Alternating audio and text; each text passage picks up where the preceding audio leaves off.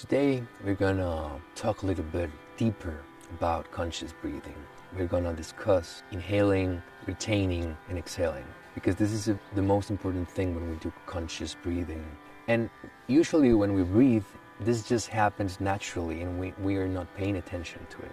We can really enter to deep states of meditation when we just observe our breathing as it happens, not by forcing it in any way, just as it happens. And that will obviously trigger and open the door for us to enter to really high states of consciousness.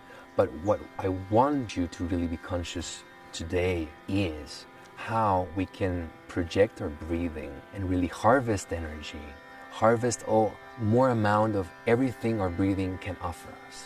And that happens with our diaphragm. When we stretch our diaphragm, beautiful things happen. You can make this muscle to really go fast, and you can breathe faster than what you do normally. Or you can do it slowly. You can really inhale, retain, and exhale slowly. Or you can do it in a natural pace. However, when we stretch all these mechanisms, at the end, what we encounter is a lot of energy that is there for us to use in any way possible.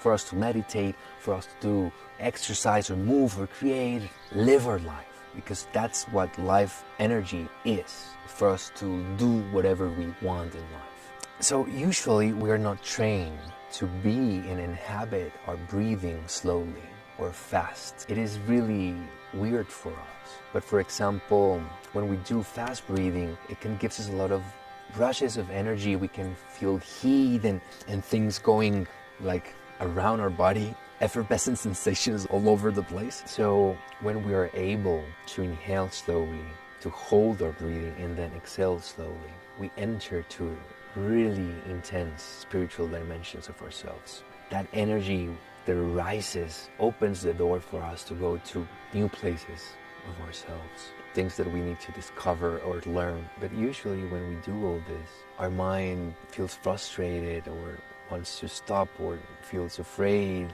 because a lot of weird sensations and emotions start to emerge. And it's normal that we can feel afraid to do very intense breathing projections, because internally we know it is the only thing we have to our disposal that can put our mind in its place. And that's the most important thing we have, really, in our hands, in our control, to put the mind in its place, because our mind goes all over the place.